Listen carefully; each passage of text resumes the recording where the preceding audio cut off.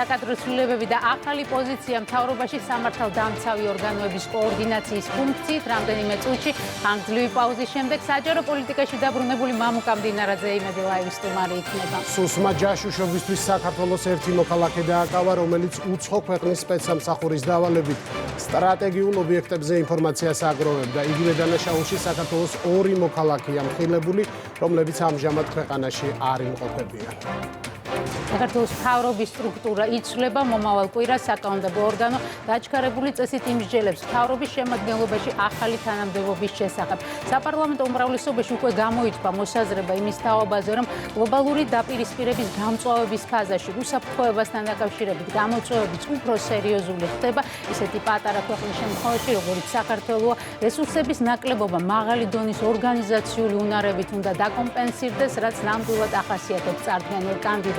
მამუკა მდინარაძის ხელმძღვანელობით უწყება სამართალდამცავი ორგანოების, კერძოდ სუსის, შინაგან საქმეთა სამინისტროს და სახელმწიფო დაცვის სპეციალური სამსახურის კოორდინაციას მოახდენს. მისივე მოვალეობა იქნება მთავრობის კოორდინაცია დამოუკიდებელ ინსტიტუტებთან, სასამართლოსთან, პროკურატურასა და აუდიტის სამსახურთან.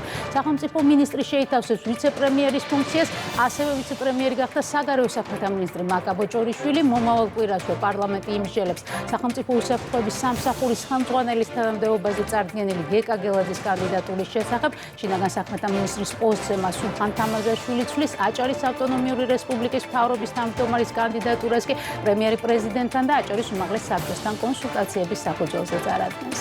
დამოკიდებულება უცვლელია ბრიუსელი თბილისს ისევ მუხარისტონით ელაპარაკება და სანქციებით შეშინებას ცდილობს. არ შეცვლილა მესიჯბოქსის ის ნაწილიც, სადაც კაია კალასი თან ქართველ ხალხს უცხადებს მხარდაჭერას და მეორეს მხრივ ამ ხალხის მიერ არჩეული ხელისუფლების სანქცირებით იმუქრება, თუ კი კურსი არ შეიცვლება. სანამ ბრიუსელში უნგრეთს ჯერ კიდევ მოქმედი ხელისუფლება წარმოადგენს, კალასმა იცის, რომ სანქციებზე ვეტოს მიიღებენ, ამიტომაც საკითხის კენჭისყრაზე დაყენებას არ ჩქარობს, თუმცა სულ სწრაფი აღმოჩნდა ესტონეთის საგარეო საქმეთა მინისტრი მარგუს ცაჰკნამ, რომელმაც თავი თბილისში ოპოზიციის მხარდამჭერ აქციებზე სიარულით დაგვამახსოვრა, თქვა, რომ სანქციებზე წინადადება უკვე წამოაყენა. თუ კი ვინმე უნდა შეცვალოს დამოკიდებულება, ეს არის მხოლოდ და მხოლოდ ევროკავშირის ამჟამინდელი ბიუროკრატია ბრიუსელში.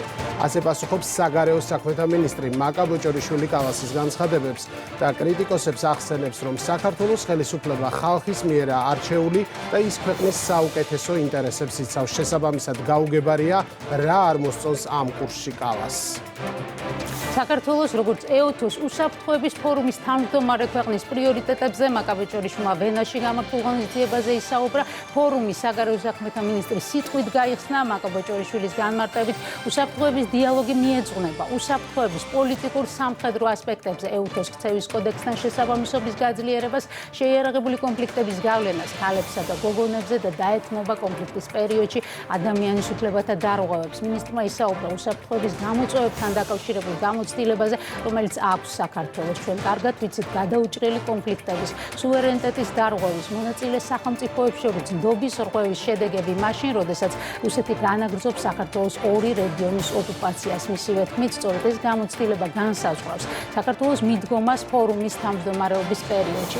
2027 წელს ეუთოს თავმჯდომარეობაზე საქართველოს განაცხადი უკვე წარდგენილია, რაც მაკა ბოჭორიშვილის თქმით ადასტურებს ორგანიზაციისადმი ქვეყნის მტკიცე ერთგულებას. რეგიონული უსაფრთხოების ურთულეს გამოწვევებთან გამკლავების კუთხით დაგროვილი გამოცდილება საქართველოს შესაძლებლობას აძლევს ხელი შეუწყოს ეუთოს საქმიანობის უმაღლეს დონეზე წარმართებას.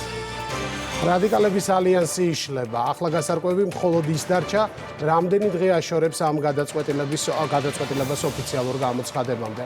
ყველაფერი სააკაშვილის ბრაზით დაიწყო, თუ რატომ სხედან ოპოზიციონერი ლიდერები თბილ ტელესტუდიებში და რატომ არ აწყობენ რევოლუციებს. კრიტიკაზე 9-დან 8 პარტია აღშფოთდა.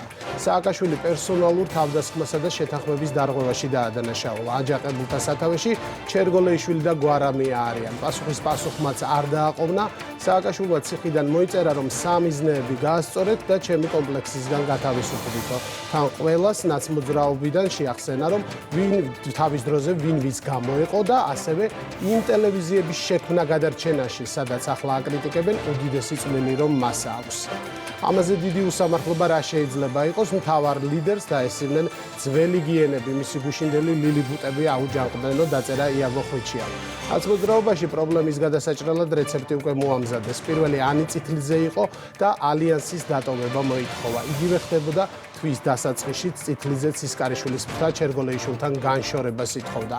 მაშინ ბოკუჩავამ სხვა პოზიცია დაიკავა, თუმცა ახლა მიხვდა, რომ თუ კი პარტიული თანამდებობის გახანგრძლივება უნდა, ჩათრებას ჩაყოლა სჯობს. ჯერ სააკაშვილის მლამძღოლები გააკრიტიკა, შემდეგ კი თქვა, რომ როგორც ერთად მივიღეთ შესვლაზე გადაწყვეტილება, ისე ერთად გამოვალთო. მოკლედ შექმნიდან 7 კვირის შემდეგ ტაიმერზე მხოლოდ დაშლის თარიღის დაწერა გადარჩა.